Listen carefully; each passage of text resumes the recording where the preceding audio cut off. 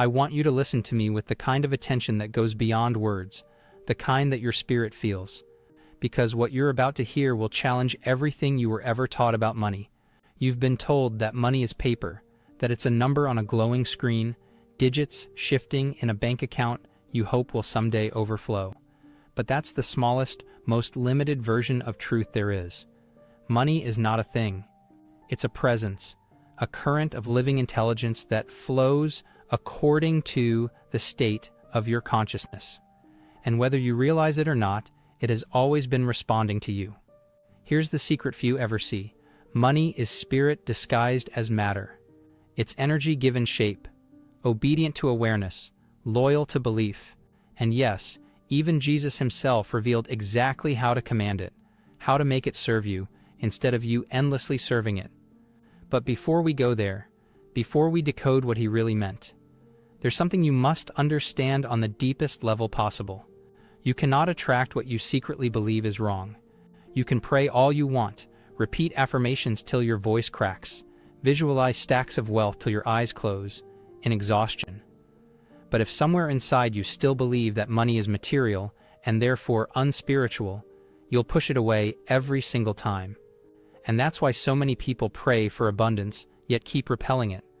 Because, in their subconscious, they see money as greed, not gratitude, as corruption, not contribution, as separation, not sacred flow.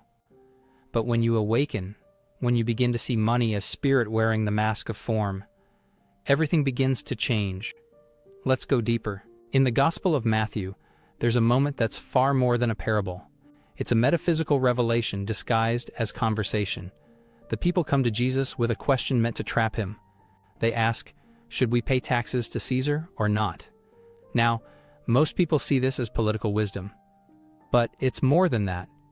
It's spiritual law spoken through divine clarity. Jesus looks at them calmly and says, show me the coin. They bring it, and he asks, whose image and inscription is on it? They answer, Caesar's. Then, he replies, then give to Caesar what belongs to Caesar, and to God what belongs to God. Most stop there. They nod, admire the wit, and move on. But listen closer. This wasn't philosophy. It was code. Jesus was teaching the crowd, and us, that every form in this world carries an image, a vibration, a frequency.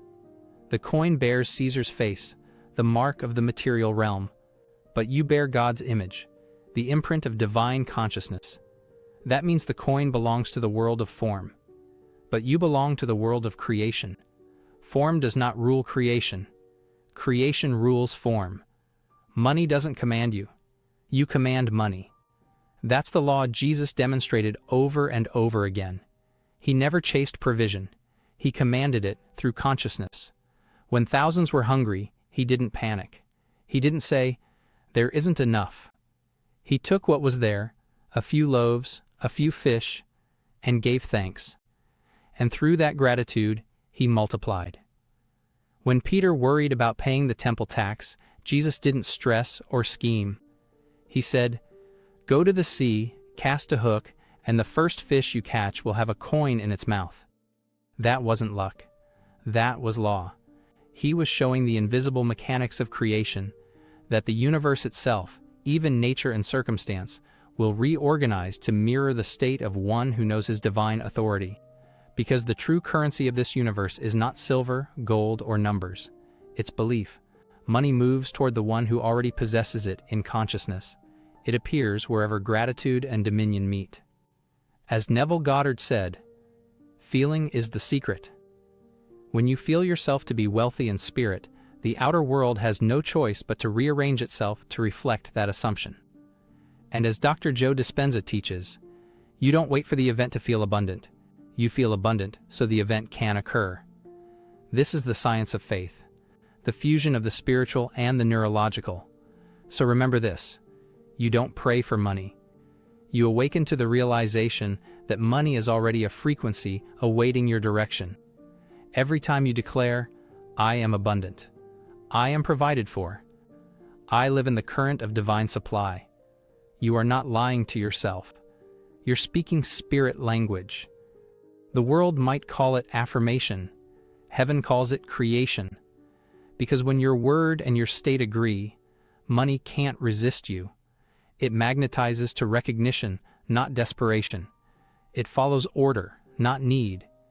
It serves awareness, not anxiety. That's why Jesus never prayed for provision. He thanked before it appeared. He knew that gratitude was the command signal that bends reality.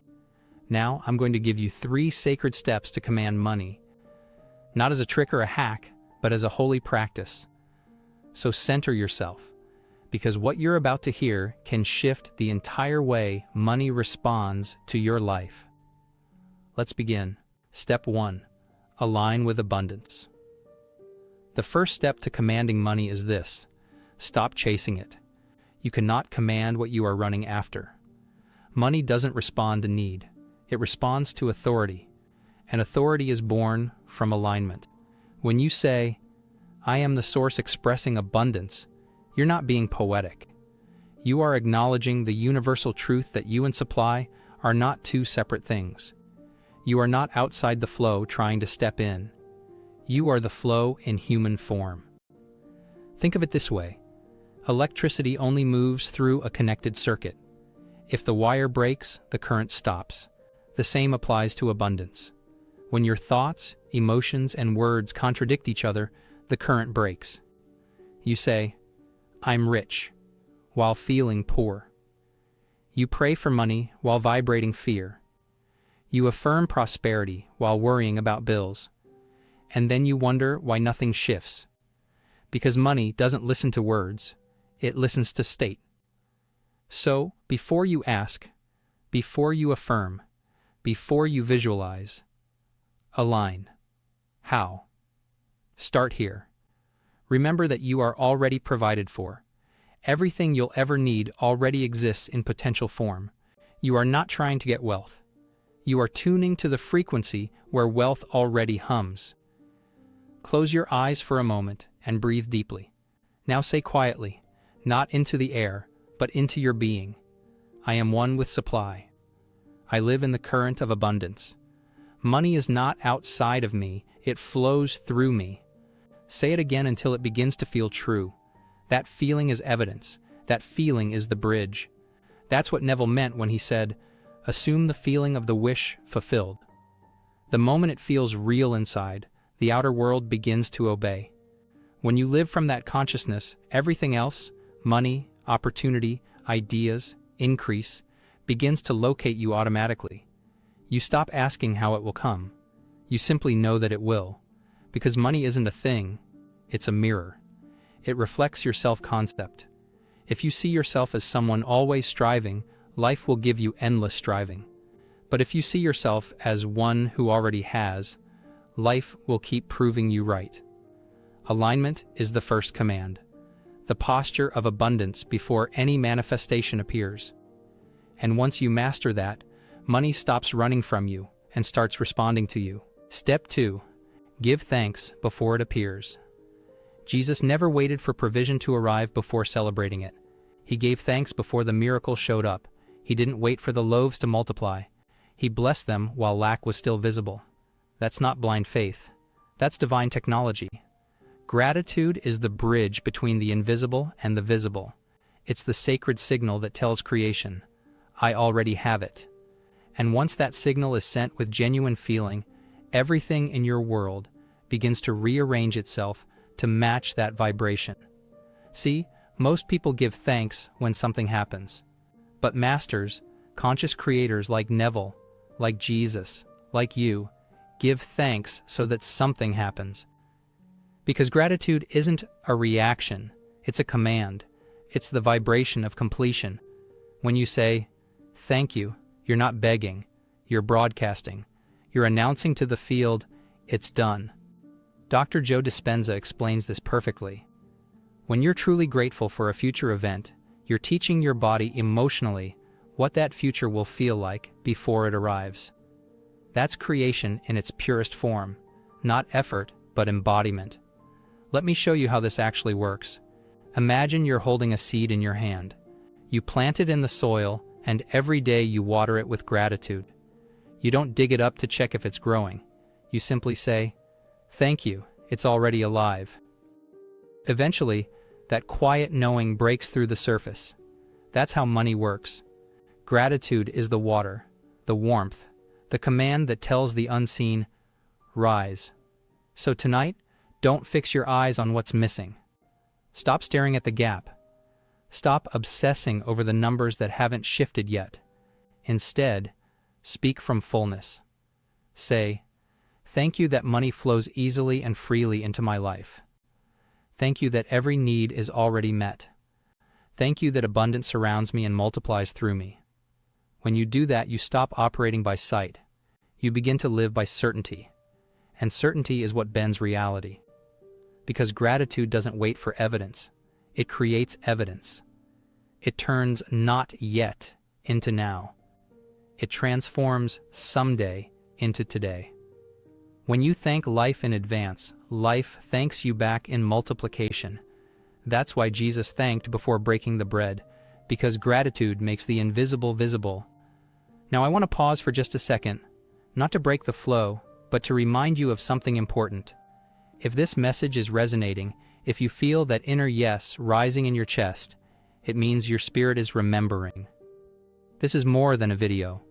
It's a mirror of who you are. So take a deep breath, and if you haven't already, subscribe and join this space of remembrance. Because each week we go deeper into these divine laws, not theory, but living practice, so that you can embody wealth, not just talk about it. Stay connected. Let's rise together. Now, back to the current. Every word of gratitude carries a frequency. That frequency draws to it everything that's in harmony with it. People, ideas, opportunities, money. They all move toward gratitude like metal to a magnet. You'll notice it begins subtly. A random refund, a new client, an old debt repaid, a stranger offering exactly what you needed. It's not coincidence, it's resonance. And here's the key. You must keep your attention on the gratitude itself, not the results. Because the moment you start checking to see if it worked, you've shifted from certainty to doubt. Neville said, "Faith is loyalty to the unseen reality." That means when you're thankful for what's unseen, you're proving your loyalty to spirit instead of to circumstance. So tonight, try this. Before you sleep, close your eyes and review your day. Not for what was missing, but for what was given. Then, extend that gratitude forward into tomorrow. Say softly, "Thank you for the wealth already flowing toward me. Thank you for the opportunities already on their way." You'll fall asleep in the state of completion. And creation will mirror that completion right back to you. Step 3. Command and rest. Now that you've aligned with abundance and given thanks before evidence, here comes the most overlooked but most powerful law. Rest. You see, creation doesn't respond to striving. It responds to certainty. Jesus never begged for outcomes. He never pleaded for provision. He spoke once with authority and then rested in that knowing. When he said, "Lazarus, come forth," he didn't repeat it anxiously. He knew that his command carried its own power. That's the final step. Command, then rest. Once your energy is aligned and your gratitude spoken, stop chasing. Stop worrying. Stop checking to see if it's working, because the moment you try to make it happen, you've stepped out of creation and back into fear. Rest isn't inactivity, it's spiritual confidence. It's the deep knowing that what you've declared is already unfolding, even if your eyes can't yet see the movement. Think of it like planting a seed. Again, you don't dig it up every day to check its progress. You water it with peace. You nurture it with stillness. That's what Jesus meant when he said, "Your Father knows what you need before you ask." Rest is proof that you trust that knowing. When you enter that rest, heaven reads your stillness as faith. It's the sign that says, the work is complete. And it's in that quiet confidence that everything begins to accelerate. Money finds new channels. Ideas emerge from nowhere. Opportunities line up in sequence, like a path revealing itself with each step you take. This is when manifestation becomes natural, not forced. Because now, you're not trying to make money happen. You're allowing the already finished work of creation to reveal itself. If you're still watching right now, it's not random. It means your consciousness is ready to command instead of chase. So take a moment, pause, and subscribe if you haven't yet. Not because of algorithms or numbers, but because this is the space where we remember truth together. Where your weekly reminder of who you really are arrives right when you need it most. Now, take a slow breath. And let's bring this home. Step 3, continued.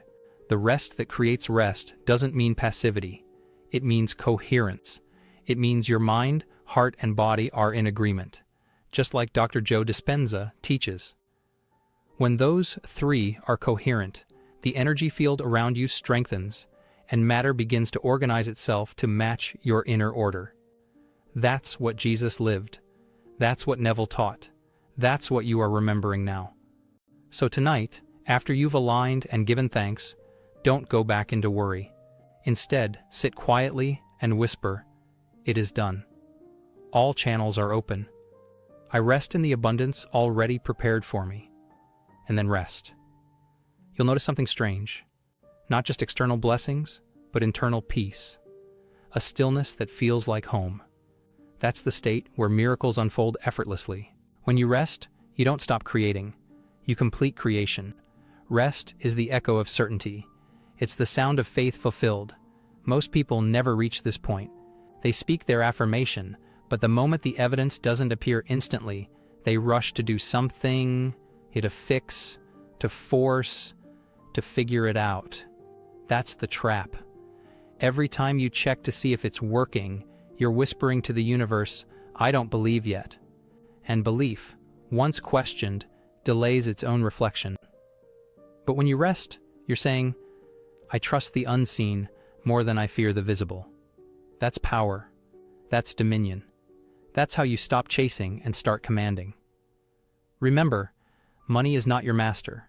It's your mirror. It doesn't have a will of its own. It takes shape according to the image you impress upon it. Jesus understood this so perfectly that even when he faced lack, he didn't react. He remembered. He remembered who he was.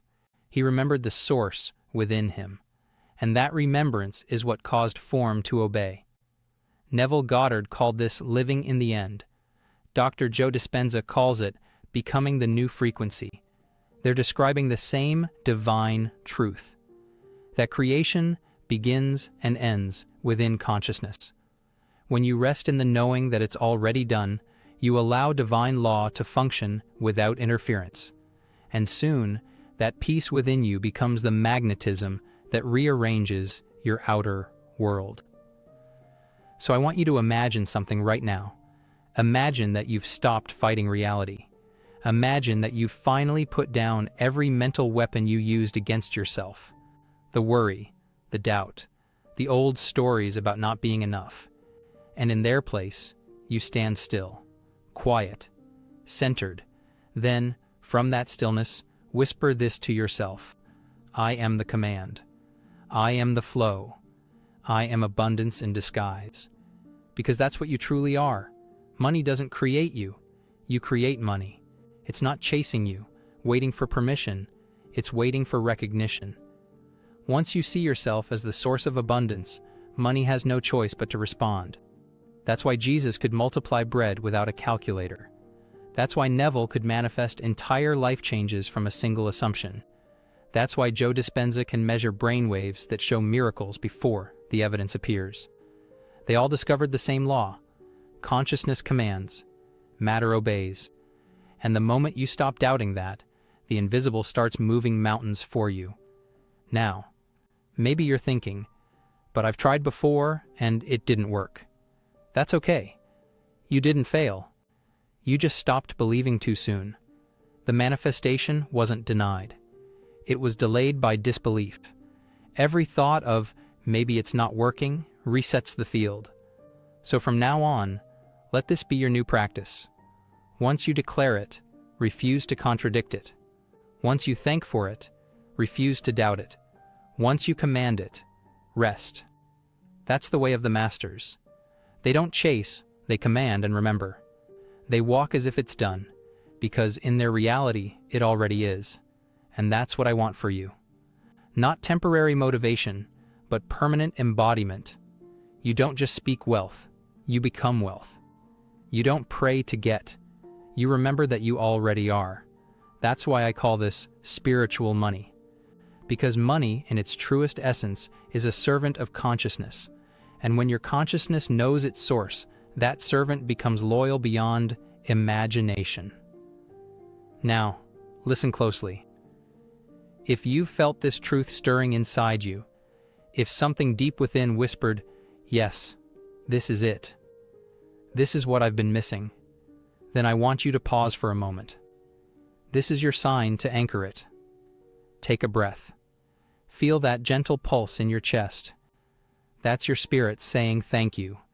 And right here, right now, if this message has awakened something in you, I invite you to subscribe and join this growing circle of souls who remember that wealth is not earned, it's assumed. That abundance is not achieved, it's embodied. Because when you surround yourself with messages that feed your spirit instead of your fear, you begin to command reality faster than logic can explain. Stay close to this energy. This is your tribe. This is where remembering becomes power. Now, let's seal this moment together. Tonight, before you sleep, I want you to whisper these words, not to the air, but to your inner being. I am one with divine supply. Money moves for me, not against me. The spirit of abundance knows my name. And when you begin to see the first shift, that unexpected opportunity, that small miracle, that random blessing, keep it sacred. Don't overanalyze it. Don't question it. Just smile and say, "Of course," because it's not luck. It's law. It's the result of your alignment, your gratitude, your rest. Money, like all forms, simply shows you who you believe you are. So when it flows easily, it's because you're finally in agreement with truth. You've remembered your divine authority. And in that remembrance, the struggle dissolves. You stop begging the world to feed you, and instead, you bless the world through you. That's the highest expression of wealth, not accumulation, but embodiment. If you've reached this point, it means your spirit was meant to. This wasn't random. This was divine timing. So right now, comment these words below as a seal of agreement, as a testimony that you've remembered who you are. I am abundance in disguise. Say it, type it, because every time you declare it, the field listens. From this day forward, may money recognize your voice, may supply answer your name, and may you walk in the effortless rhythm of divine abundance, no longer chasing, but commanding. Because now you know, you are not the seeker, you are the source, you are the current, you are the command. Welcome home to the flow, welcome home to yourself. And before you go, if this message lifted you even 1 inch higher, subscribe and join us. We're building a movement of awakened creators who no longer chase outcomes. We command them through consciousness. You belong here. You always have. And now, may your next sunrise bring proof of what your spirit already knows. That money is spirit in disguise. And you are its voice. I hope you enjoyed this video. See you in the next one.